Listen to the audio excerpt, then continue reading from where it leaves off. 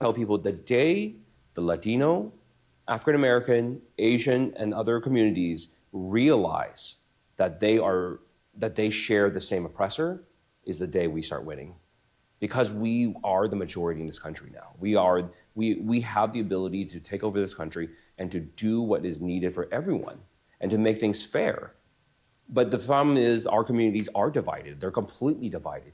And I talk about this. I always tell people the day the Latino. Good morning, Owasso. This is the Twins with Owasso Live, and this is the Morning Loop. And you're always going to be divided because your communities don't share any, what's the word I'm looking for? Any cultural background. Mm-hmm. Like, you come from different continents. I mean, the whole point of this whole experiment is that you're supposed to become American. Like, your Asian heritage and background be damned. I'm an American now. But again, all these Democrats miss the point. It's like, look, you can be proud of your heritage and of your family and where you come from, but when you come to America, you're supposed to buy into the American experience. Mm-hmm. I mean, this guy's saying the quiet part out loud. He's showing you how racist he is. Yeah, which is, if you can't see, I've got it pulled up right here, but our thumbnail for today's show, it's a picture of him, and he literally looks like if you were to Google, like, Asian man in the workplace. That's what he looks like. Yeah. Like, he looks like a meme of that. A successful Asian businessman. Mm-hmm. But I have this pulled up, and of course it says it's him just saying racism is cool while there's a portrait in the background that says mass deportations now. And the title, of course, is Democrats Confirm the Great Replacement Theory. Which you wonder why Nick Fuentes is taking off in popularity. It's this guy. And it's the Democrats just like him that are like, yes, this is what we want. We want to replace the white majority in America. Which the thing is like the global elitists want to replace the majority of whatever race is in every country. Yeah. The only problem is in third world or second world countries, they haven't got to the point where they can indoctrinate people because their populations, IQ hasn't reached the level where they can reason. Yeah. Where they can reason themselves into stupidity. Yes, exactly, yeah. Again, whites are the only culture that's, white liberals, put it this way, are the only people that don't have an in-group preference. Yes. Like, they don't side with white people on, like, any issue. Now, conservative whites will side with other whites, but it's on principle. But liberal whites will always side with the out-group. Mm-hmm. It's crazy. Yeah, it's insane. And again, this guy's looking at the world through a Marxist worldview lens. I mean, like, and that's the problem. Like, everyone's like, again, you talk to liberals, like, well, the crazy radical liberals are like, well, duh, but that's a good thing. Yeah. And then, like, the liberals who are, like, uninitiated and uninformed will just be like, what are you talking about? I don't even know what that means, the Marxist worldview lens. He's just trying to say that white people have been racist in society and, we have a lot to atone for. Mm-hmm. Again, and that's them looking at the world through, like, a Christian lens, looking at, again, but these people aren't Christians, or if they are, they're sheep Christians, not, like, independent thinker Christians, Yes, correct. And then the other part is, this is also a guy, I'm pretty sure his family fled communist China, and he came to the United States, and now he's basically advocating for, like, the same types of policies that made his parents flee China. What is wrong with him in this video? He looks like he just did a bunch of coke or something. I don't know, man. He's weird. But he's also, if you remember, he's one of the ones that fled the state of Texas whenever they were, doing that redistricting thing. And, like, he was one of the ones that was, like, they hid in, like, Chicago or I know whatever. if we redistrict, I'll definitely lose my seat. Can't have that. Mm-hmm. So that's another thing. But yeah, he's one of those ones that was all about that, Governor Abbott's trying to arrest us for doing the right things. Like, you fled your state. You fled the state from doing your job. Like, in any other business in the world, if you fled from your job, you would be fired or arrested. Yeah, but again, coming back to the original point I made, this guy's saying if only we could unite, all of our different cultures could unite against white people, we'll win. It's like, that's never going to happen. Like, you think a bunch of Muslims from the Middle East are going to side with Asians? They will side with him until they take power, and then they will immediately send him to the gulags or have him executed. I mean, do you think a bunch of Catholic Mexicans are going to side with Muslims? Probably not. Mm-hmm. Do you think a bunch of Asians, conservative Asian business people types, Asians who come here, set up successful businesses and do everything they can to not pay taxes, are going to side with like a socialist welfare style system? Probably not. This man seems to forget what happened shortly after the Rodney King beatings and the L.A. riots that ensued right afterwards. And what businesses did the African American community go after immediately in the hints of after the Rodney King beatings? They went straight after the Koreans. And I mean, you can go watch. I mean, several people have done it, but like a Fat Electrician and several other people have done videos. Popo Medic have done the Roof Koreans. What's his name? Count Dankula. The Roof Koreans. Yeah, rooftop Koreans. Mm-hmm. So how quickly these people just forget is like, remember, the whole Stop Asian Hate thing. Yeah, remember that thing? They stopped that They stopped reporting that campaign because guess who was the people attacking Asians after the COVID thing? Everyone's like, stop Asian hate. It turned out there's a disproportionate amount of black people were the ones attacking Asians because they know that Asians carry cash on them. Asians are a cash society. Like, they don't like credit. They don't like social welfare systems. They don't like money that they can't have in their hands. Mm-hmm.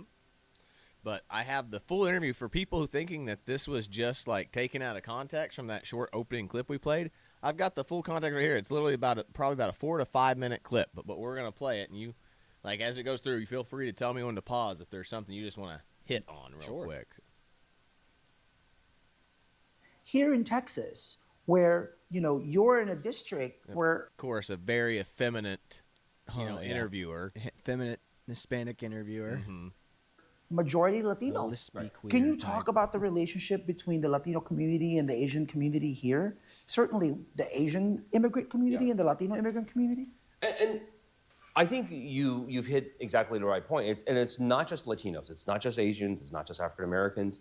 It's everybody, right? Yes. Our country and the forces that be, the powers that be, have spent tremendous time, effort, and money to make sure that those groups are never united, that they always see each other as enemies and as competitors.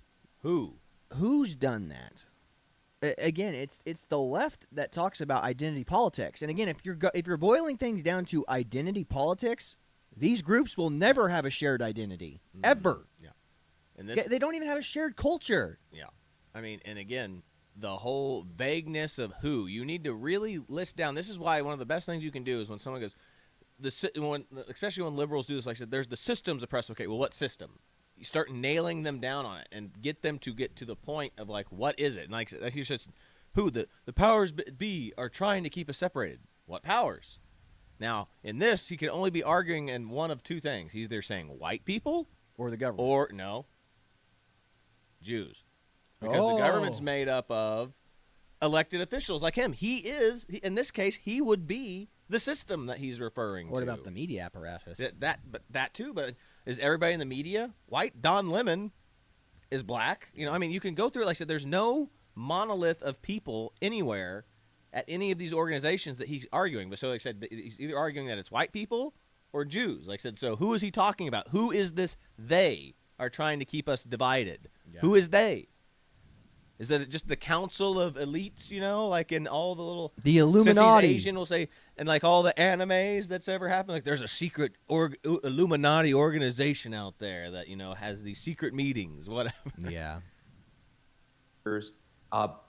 Without ever realizing that they share one thing in common, that their oppressors all are the same, right? The oppression comes from one place. And I always tell people the day the Latino, African American, Asian, and other communities realize that they share the same oppressor is the day we start winning.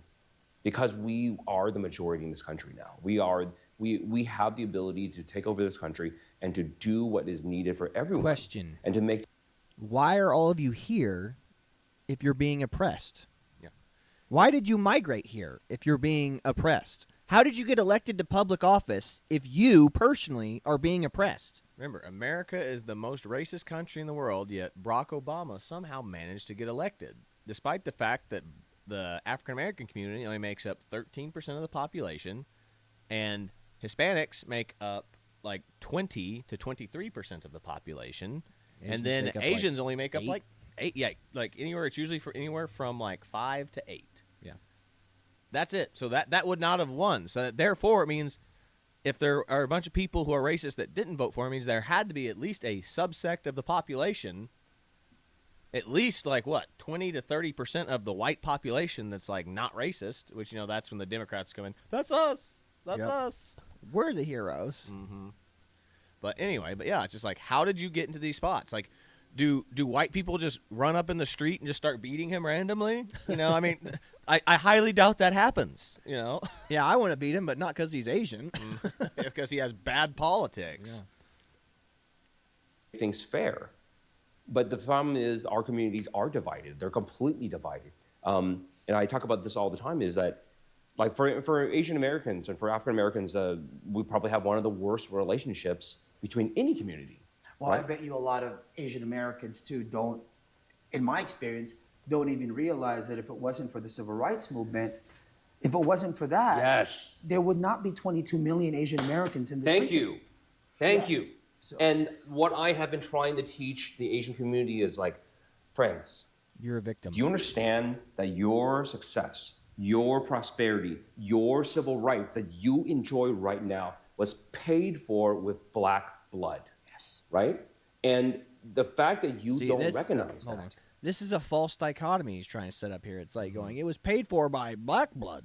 It's like, I'm pretty sure black people served in World War II. Asians weren't even allowed to serve in World War II. There was only one division that was allowed to be Asian, and they had to fight in the European front. Yep.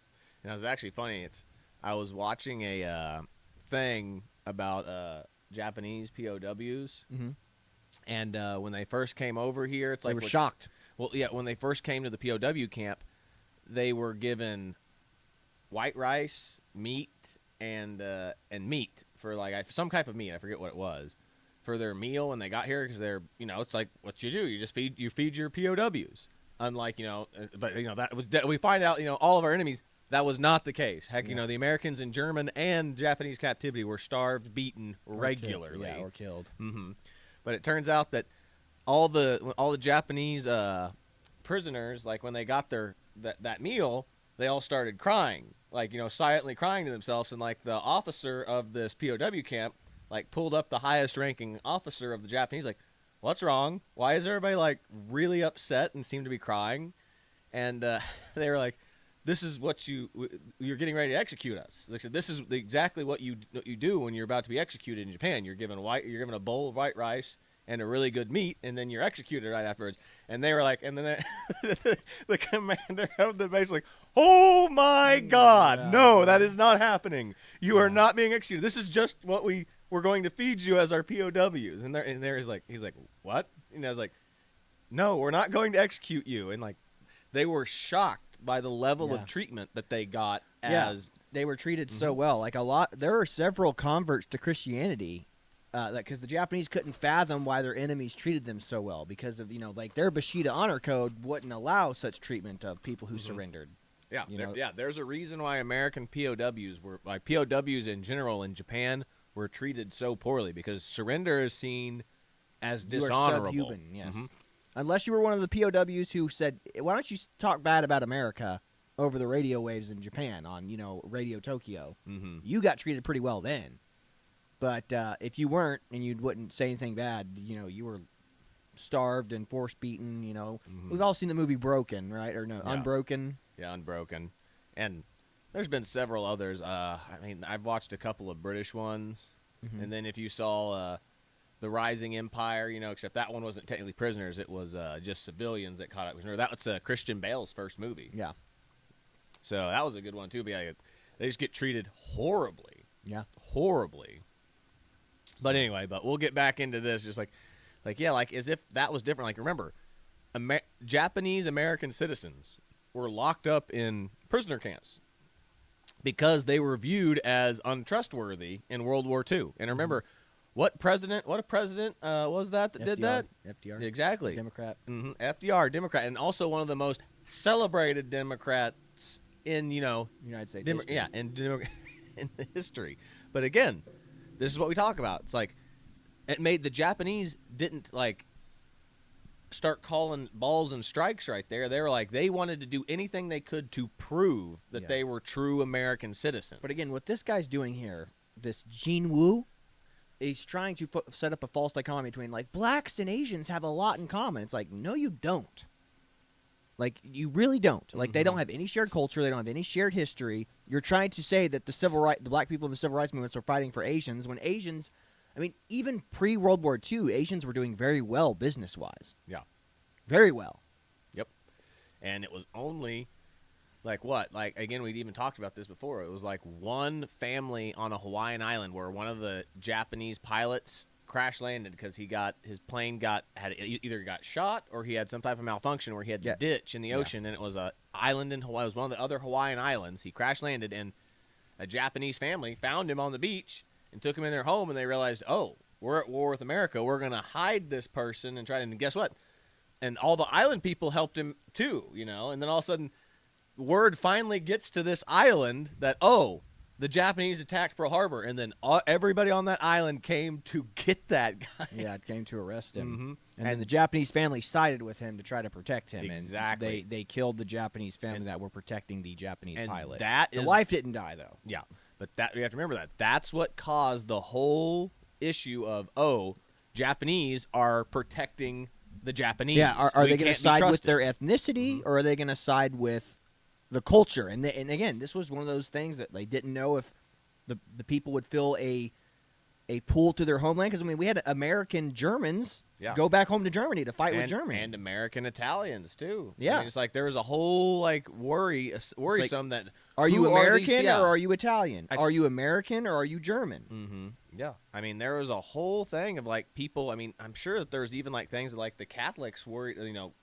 people worried that the Catholic Church was going to side with Italy in World War II because that's where the Pope was at the time. I think I remember seeing, like, conversations and stuff about that. Yeah. So, anyway, we'll get back into this because we've only got a couple minutes left of it. Shows you how much you take this for granted and how much you don't care about the future. Because if you understood this, you would be grateful for their sacrifice and understand what they have gone through for you to have rights. And the second thing along with that is I remind you that liberty and rights don't exist in perpetuity. What? They exist as long as we say they exist. And if you want it to continue in the future, it's not going to be black people. This is why you know that the Democrats are a godless party, because you know that these rights are given to you, are ordained and given to you by God, and they cannot be taken away from you. The rights exist because we say they exist. It's like, that means that if we say that they don't exist, they can be taken away too. Again, yes. There is no wisdom without first fear of God. This is like what Andrew Wilson argues all the time. It's like going, you have no rights. Your rights only come from forced doctrine. If you're not willing to enforce whatever your rights are, you have no rights. So again, like, your rights can come from God, but at the end of the day, you know, you have to enforce those rights with your fists or at the end of a gun. And again, there's no other option. Again, this is why, again, you have to believe in a God or a divine justice, you know, because if you don't, life sucks. And again, this is why the communists keep trying to create paradise on earth. Yeah. This is the great dilemma of our time. Either you have this guy, people like this, trying to create paradise here on earth between cultures and peoples that have vast and radical differences in their cultural and ethnic upbringings, or you have this unification force, which could be the Christian church, trying to save all of mankind. It's like, no matter who you are, where you come from, you have a soul, you are made in the image of God, and you matter. It's like, and the communist thing is like, well, you don't matter, but, you know, what matters is that you're happy and that, you know, you don't have to struggle and suffering's meaningless. But again, happiness is subjective, and, you know, certain things make certain people happy. Yeah. And just because you feel happy at the moment doesn't mean that you feel fulfilled. Yeah, again, what is happiness? Fleeting. Happiness is fleeting. Again, purpose, discipline, direction. I mean, again, this is why, like, I joined the Army, man. There's a lot of suffering in the Army you do. Like, I can tell you right now, like, I was not happy doing a lot of the stuff I was doing in the Army. Like, OCS, IBOLIC, potentially if I end up going to Ranger School, none of that stuff is like, yippee! You know, it's like, it's fun because it's a goal and it's something I'm trying to achieve. But it's not like I'm having so much fun doing this. It's something that you convince I'm doing this because I want to, and this is a goal, and I'm going to suffer for it. Same goes with being a parent. It's like you suffer and sacrifice for your kids. Same thing with acquiring any discipline. It's like I'm not good at playing the guitar, but I'm going to suffer and set myself up with this discipline to get good at doing this. Yes. And that goes for everything in life. Your work, your play. You want to be good at sports, you got to suffer. Yeah. 100%. But yeah, this guy's he's just again, Democrats selling fairy tales. Again, Democrats try to sell privileges as rights at every turn. Yeah. Every privilege is a right. Like, again, this is why health care is a privilege. It's not a right because someone has to give it to you. You can't just you can't just have a good bill of health. There's going to be something that happens. It's like food. Like food is a human right. Why is food a human right? Your ability to make food is not even a right. Because this is what we talk about. It's like, where does food come from? It's either grown or it's slaughtered, harvested. Yeah, it's harvested or slaughtered. Think of it that way. It's like you are literally paying. What is money for? You are paying somebody else a service to have slaughtered that food for you or to have grown that food for you to bring it to you. That's what you are paying it for. I mean, it's not just going to manifest itself to you. Yeah, if it has to be provided to you by someone, it's not a right. Again, it's a privilege. I've had multiple conversations with people who I considered smart, college-educated people, where it's like going, water's a human right, heat and air's a human right. It's like, no, it's not. Yeah. Like, again, you're not paying the water. You're not paying for the water as much as you are paying for the service on the lines to get it to your house. Yeah. You're paying for not just the amount of water that you're using. You're paying for it being transported into your home. But it's like the pipes are already there. It's like no, they're even if they are there, like you just hook up. It's like you have to pay to get the lines built and put into your house. But you also have to pay for the service of those lines. You're paying for the infrastructure to be those lines maintained. Same goes for the electrical lines and the power lines. Yeah. You're paying for the gas for the people that go out there and fix those power lines. Exactly. And this is another thing, and we even talked about this to that particular guy. Is like we lived out in the country, and like not in the country, but it is like in the middle of nowhere. And when we had water that we had to pull from either a reservoir or from the lake, and when our pump broke or went down, we don't have water. Water was not just provided for us. It didn't just manifest itself to the house. We didn't call the city of Skytook and be like, excuse me, somebody's got to pay for my water. Yeah, because, again, we had our own water pumps and stuff like that. Now, granted, the people who had the house before us built those pumps and did that, but guess what? That water wasn't drinkable. We could not drink that water. We had to go buy water from the store to drink, and we could bathe and clean dishes and stuff with this water, but we did not drink it. So again, it's just like another thing. It's like you don't realize like water is not a right. It's not a right because it has to be provided to you. And when our water went out, we had to go get our own water. We had to go literally drive a trailer or a truck with a 100-gallon water tank. Yeah, water tank, and come back to the house. That way we had water. We had fresh, drinkable water. And people don't know that suffering. And until you know that suffering of having to go and fill your own water regularly, you realize that water is not a right. Yes, we live in such a privileged and well-off society that people just take these things for granted. It's like, again, Tim Pool talked about where does electricity come from? And people are like, what are you talking about? It's just in the walls. It's like, no, where does it come from? It's just here. It's just in the building. Like, what are you talking? Again, these are how communists and Marxists and socialists think. They just think it's there. What are you talking about? It's like they don't think about what you have to do to maintain it. And I again, a lot of the people that we talk to, these were college-educated people. Yeah. But again, that's like, again, you can specialize in any field you want, but if you don't know anything about how the world works, then you don't know anything about how the world works. Exactly. This is why kids need to go to farms.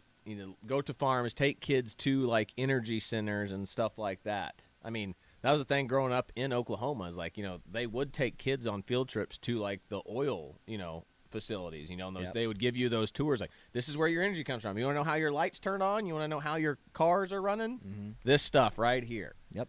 I doubt they do that in New York because they're like, we're all green here. Yeah, and I think it would benefit kids to go to slaughterhouses and watch that process. 100%. It might be traumatizing to some of them, But then you have the alternative, and this is what Bill Gates wants you to eat, and then you go to a cricket farm, and then you're like, this is what's going to be your McDonald's burger. Do you want this cow or do you want the cricket? Bugs. Yeah, you want the bugs or do you want the cow? And again, yeah, it's going to scare kids, but for country kids, that's pretty normal. It's like, oh, you've never seen someone slaughter an animal before? For kids who are raised on farms and ranches, that's kind of second nature. What do you mean? You don't understand what animal husbandry is? Yeah, pretty much. But we'll finish this up right now. Well, again, they're not going to go to fight this battle for you again this time. You will have to go fight it, right? It is time for the Asian American community to stand up. It is time for the Latino community to stand up and start demanding rights and having the same fights that the African Americans had Since time immemorial, right? Since the country was founded and told people that we were all free when we were not. Because if you don't fight for something, then you will always take it for granted. If you didn't earn something, then it's worthless to you. But sir, and here you are, and thank you for Just the real what we talk. talked about. Like you didn't build the infrastructure of this nation or whatever. Yeah, you're taking it for granted. That's exactly what those people that we just talked about what we were just talking about. Like you're taking everything for granted. You're taking your electricity for granted. You are taking your water for granted. You are taking your air conditioning for granted. Just like, and it's just like the funniest thing in the world. Like when you hear like, oh my gosh, what was it like? Like you hear like Europeans because they don't have air conditioners in every like home in Europe, and like we're hitting all-time highs of like 120 degrees Celsius or whatever, and then you go look up what that is. It's like 80 degrees. Yeah.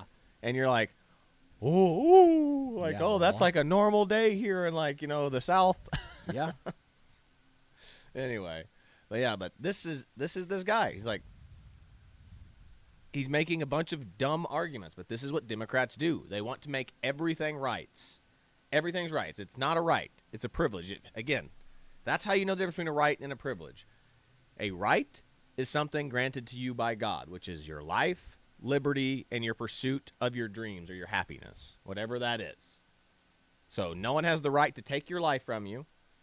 You have your right to be free. No one can enslave you. And then you have the right to pursue your goals. Mm-hmm. And no one should be able to hamper that. But like I said, but again, there's degrees to that where that is already happening in the United States because, you try to make a business or whatever, and what's going on? Like the government hampers you with regulations. You need to have regulations, rules. You need to have a permit for that. So you could argue that there's already like kind of a dampener on that last one at least. And, the liberals would argue there's leashes on freedom. There's like, we can't be free if we live in a society where we have to pay taxes and there's capitalists everywhere. Yeah. Well, I mean, in number 2, it's like, honestly, that number 3 should probably not be on life, liberty. And again, it's like the liberals want to take pursuit and just put happiness in there. Yeah. Life, liberty, and happiness. All these things are guaranteed by America. It's like, no, pursuit's kind of like the key word in pursuit of happiness. Yeah. Because again, and I would say don't pursue happiness, pursue responsibility, pursue excellence, pursue Christ, like pursue these things that will make you happy, pursue a goal that will make you happy. Like if you just pursue temporary pleasure or fleeting pleasure, it's exactly what I said in the word. It's fleeting. Yeah, exactly. It will go away. Exactly. You can only watch a movie so many times before it's like, it doesn't make me, how come this comedy movie's not so as funny as it was the first time I watched it? You know what I mean? It's like, duh. Because you've watched it like 20 times in the last 2 weeks, so you know exactly what's going to happen. Mm-hmm. It's like if you've ever watched a show before when you're tired and you're rewatching like one of your favorite old shows, like since you know exactly what's going to happen, you find yourself nodding off in it because it's not interesting to you anymore because you know the whole story. Mm-hmm. But anyway, but that's the difference. Like I said, a right and a privilege. Democrats want to make everything that's a privilege a right, and that's how you know the difference. A right is granted to you by God, by an authority above everyone, because it says, hey, no one should be able to take this from you. Not the government, not other people, whatever. And then privileges are things that have to be provided for you. Yep. If someone else has to provide it for you, it can't be a right. It can't be a right. All right? All right.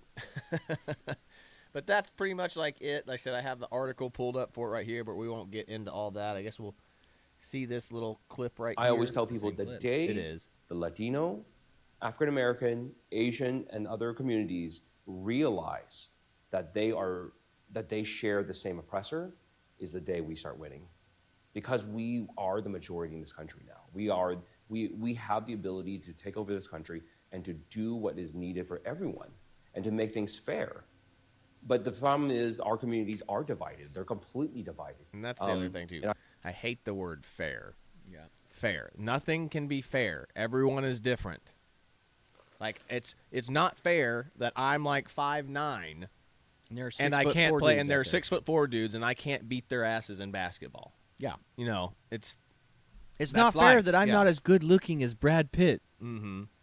It's not fair that I wasn't born into a millionaire family. Mm-hmm. It's not fair that I wasn't born into a billionaire family. It's not fair that I have to go out and have a job and go to work every day, and some people don't have to go to work every day. It's not fair. Mm-hmm. Again, life ain't fair. Like, this is fair. It's not fair. I mean, again, only losers cry about fairness. You know what I mean? Yeah, truth. That's absolutely true. It's like you go right back to the grindstone. Like when you lose something, you go to the grindstone. You start working again. Yeah, I mean, like I said, you're in the Army. Like I said, we both have been through different chains of leadership. You know, It's like, is it fair that some people have good leaders and some people have bad leaders? No, it's not fair at all. But you just dust yourself off and deal with it until you're in a position to where you can change it. Yep. Or you affect positive change at your level. Mm-hmm. Exactly. Which brings me to our first meme of the day, which you sent me this one. Renee Good was killed by a man with a Filipino immigrant wife. Alex Peretti was killed by 2 gay Mexicans. Their greatest fear was white supremacy. We got Sam Hyde here.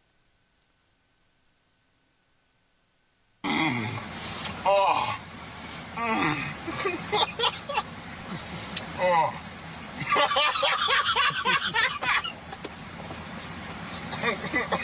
I love it. Oh.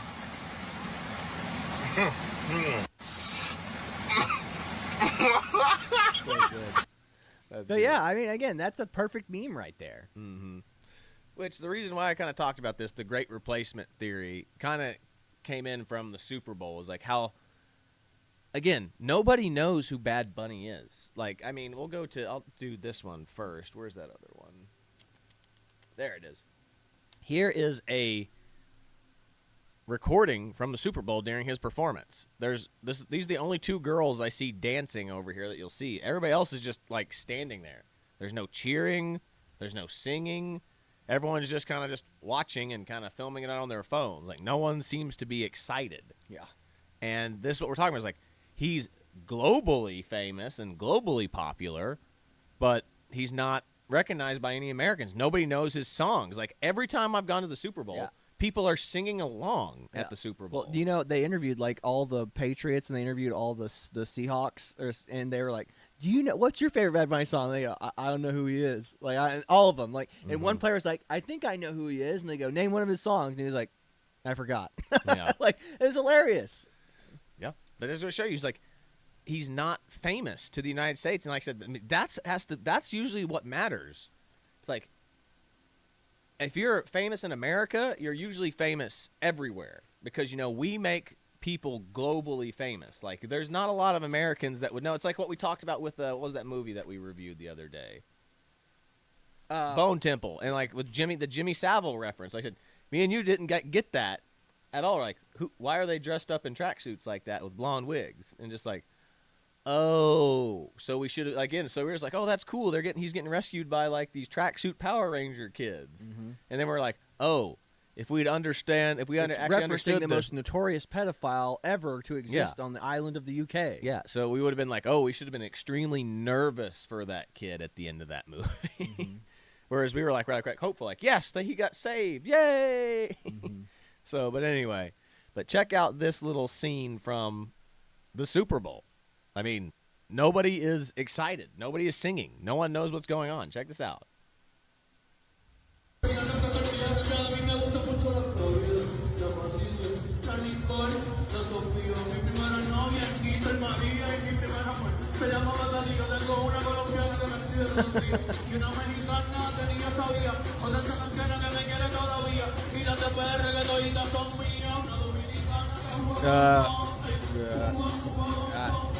I don't speak Mexican. Yeah, look, like a couple of girls dancing. Like, Yeah, and they're shaking. filming themselves doing it too. Exactly.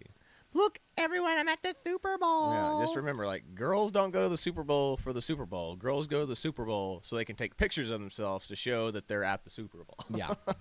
Again, ridiculous, guys. I mean, and this right here, again, it feeds into basically that this is globalism. Like, again, you will not, it's just cultural slop. It is culture-less slop that they're feeding to the masses. It's like, he's popular globally, but he's not popular locally, you know, so people will be like, I don't know who he is, you know, so 20% of the global population knows who he is, but nobody in America really knows who he is unless you're just hyper engaged into music. Yeah. And then you have all these girls being like, well, I'm with Bad Bunny because I'm super tolerant and I once dated a Mexican guy, so I'm hip with the culture, you know. It's like, shut the hell up, you know. Yeah, for real. But this lady, I think, sums up like what the average American took of the Super Bowl.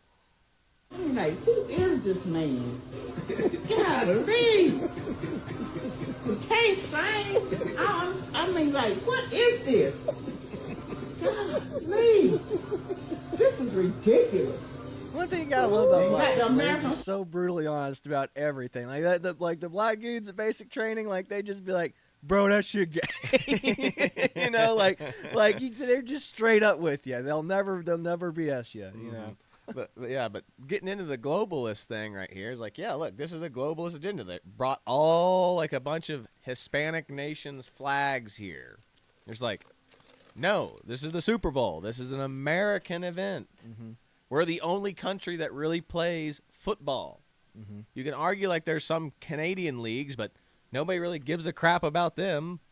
Oh yeah, and I guarantee you, like all the players, like if I was a player on the team, like, hey, we're gonna fly a 12-hour red eye to the UK this time to go play in London, you know, I'd be like, if you're an NFL player, you'd be like, dude, screw that, you know, like I don't want to say, like, I'd rather take a 4-hour trip to LA from, you know, somewhere in the from Minnesota to LA than fly to 12 hours to the UK to get back on a plane, fly 12 hours back home to start practice immediately when we get there. Screw that. Yeah, 100%. I would rather fly domestic flights. Anyway, let's get back to this. This lady keeps cracking me up, bro. Flag and all these other flags. And yeah, God bless you too. Get off the stage. Please get off the stage. Get off. Put the game back on. I can't stand this. Tell me that. I mean, what in the world is all this foolishness? Thank you. Get off the stage, please. Jesus.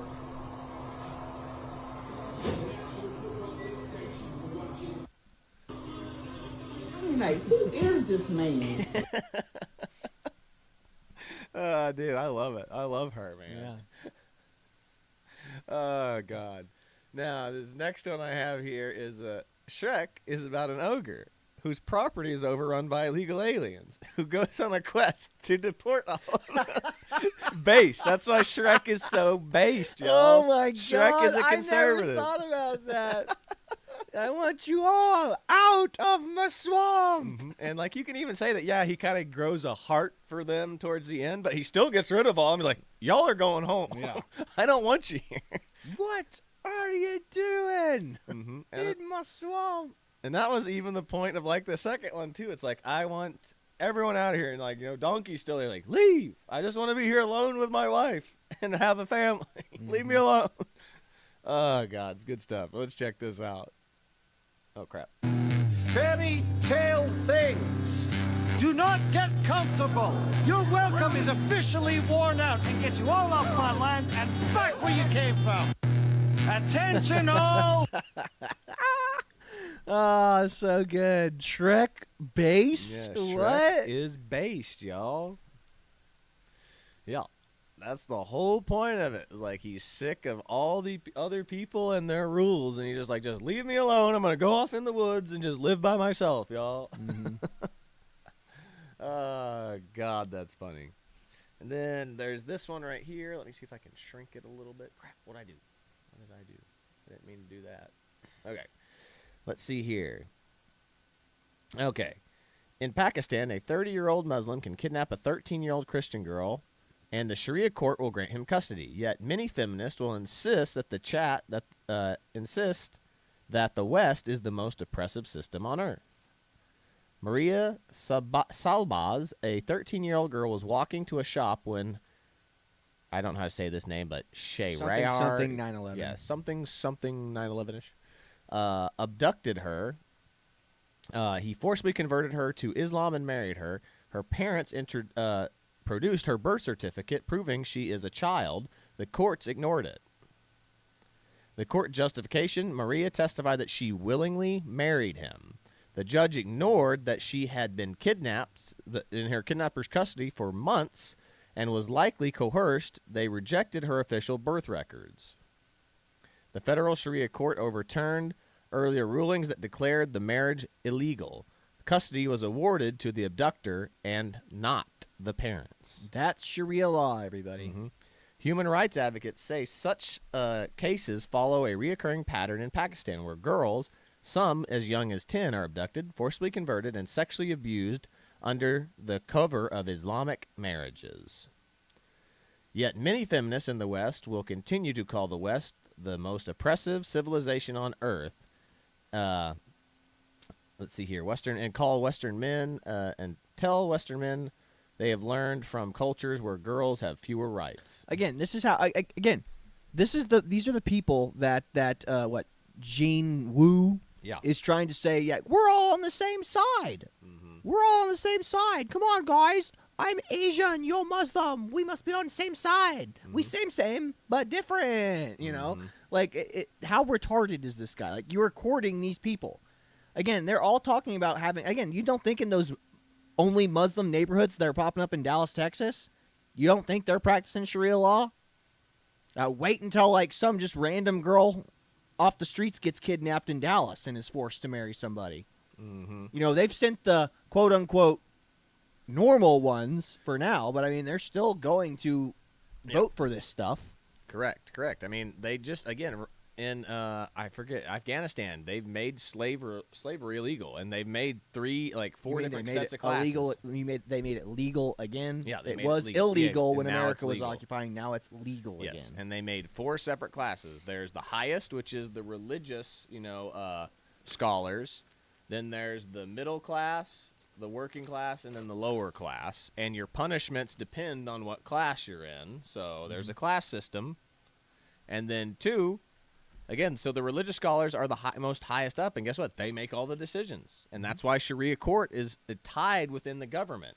Yeah. So religion and government are tied together. So everything, if you are one of those liberals that's like, oh, government and religion being tied together is a bad thing, then, Muslims are the antithesis of the American, are the antithesis of the American system, the American justice again, system. Imagine if that happened here. Imagine if some girl was kidnapped. It's like, oh, hey, by the way, here we're her parents. Here's a blood test. Here's the birth certificate.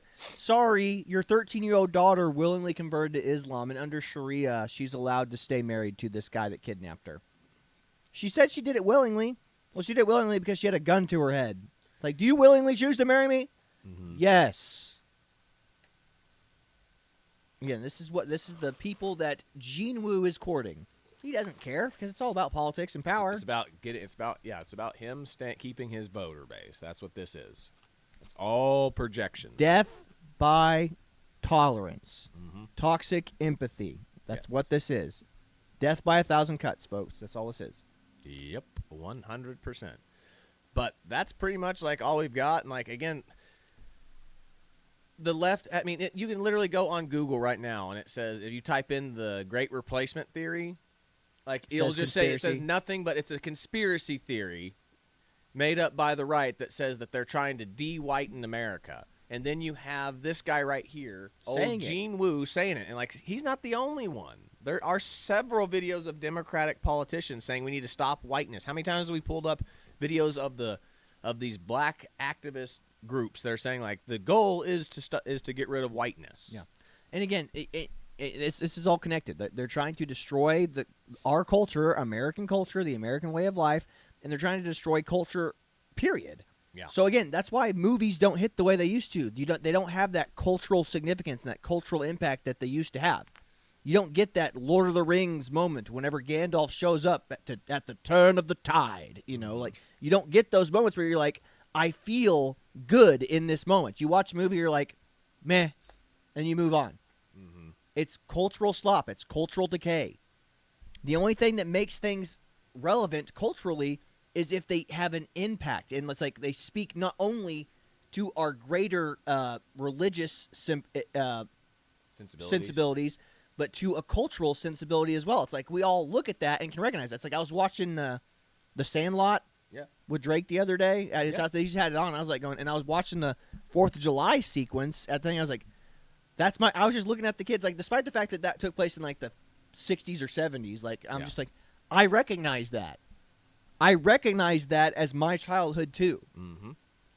And I'm afraid kids of this generation won't recognize that. Yeah. It's kind of like the cultural clash that we had with remember Brett Hagee came over for 4th of July, and he goes, "Wow, 4th of July is really different here." You know, it's like, what do you do for 4th of July? Well, most people just go to Disneyland. We either go golf or we go to Disneyland. I'm like, what the? And we just looked at him like, what the hell kind of 4th of July is that? Like, we shoot guns. Yeah, we barbecue, and I mean grill or barbecue. Yeah. Because there's a difference. If you're from the South, there's a difference between grilling and barbecue.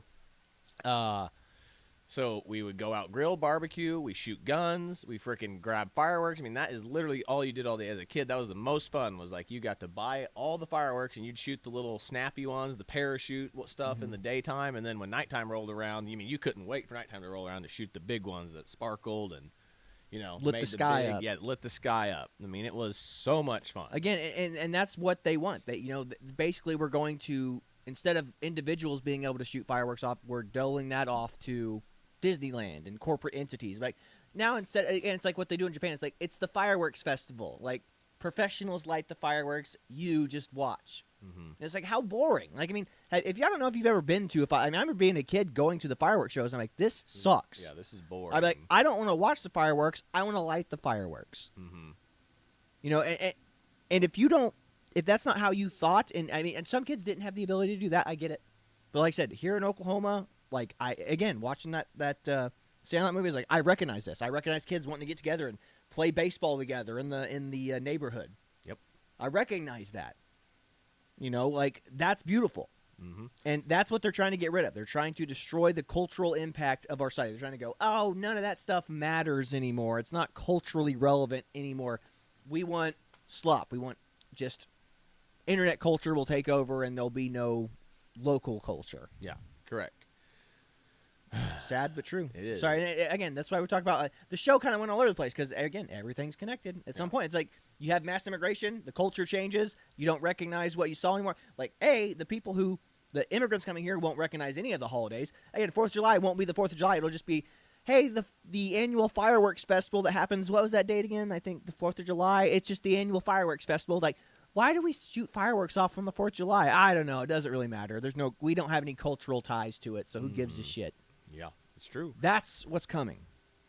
But again, that's why people will vote against the American way and the American system.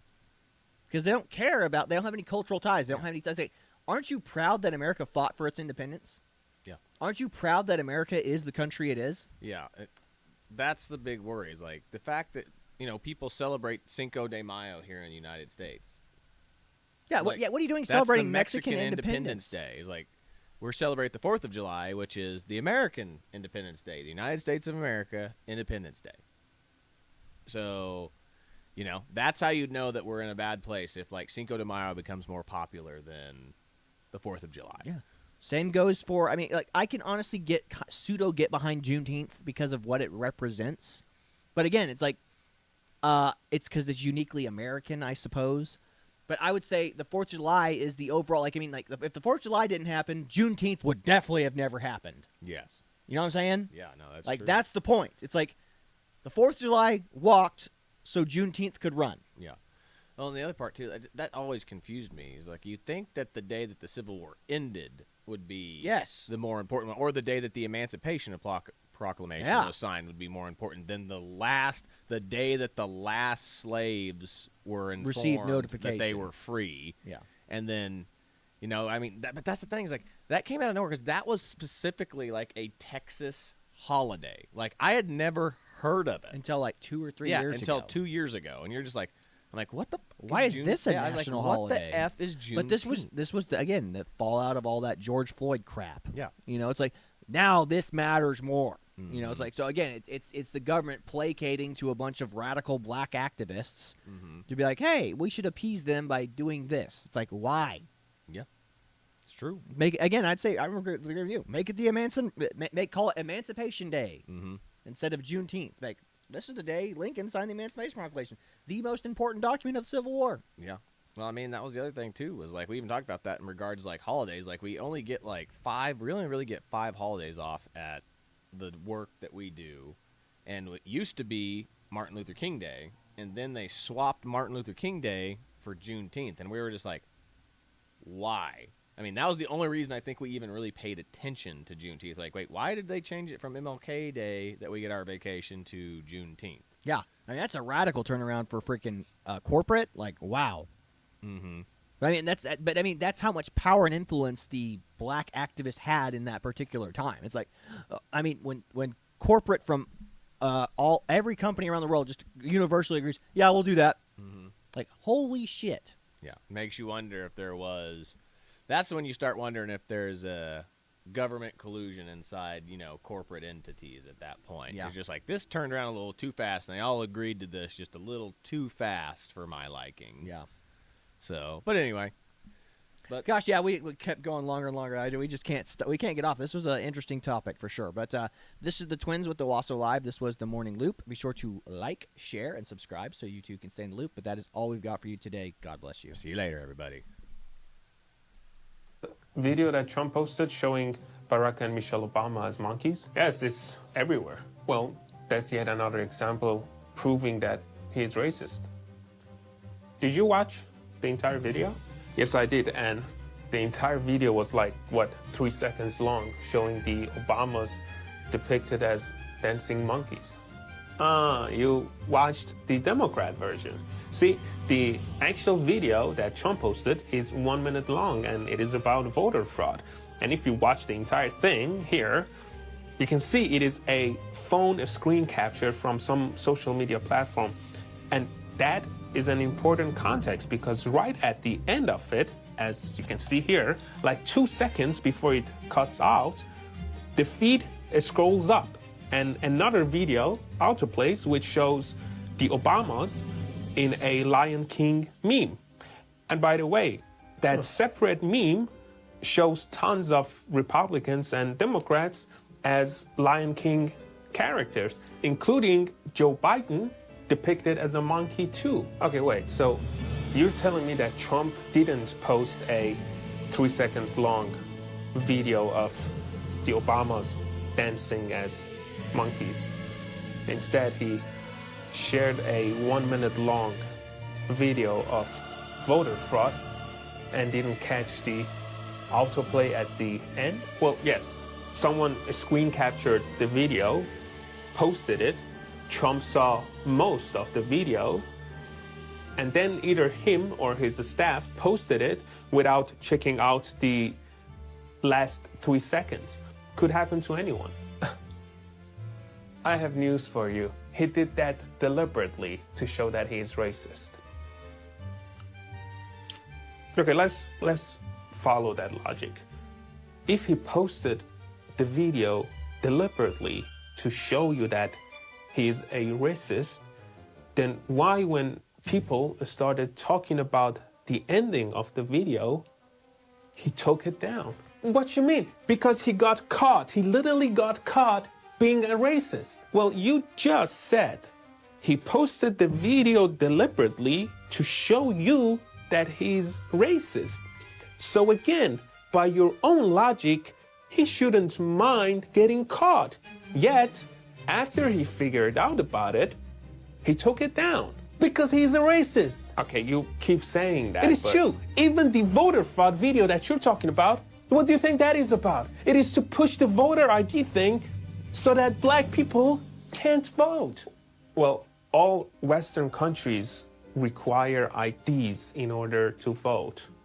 How is Trump racist for wanting photo IDs? Because if black people don't get a photo ID, they wouldn't be able to vote. And by requiring photo IDs, Trump will suppress black voters because many black people can't figure out how to get an ID. Black people can't figure out how to get an ID. Exactly. Is there anything else you think that black people can't figure out? Well, yeah, like passing exams in schools, colleges, and universities. That's why the standard for black people should be lowered to make sure that they are included. Anything else? Hiring standards for black people should be lowered too, so they can land better jobs. And Trump is the one that's racist. Yep.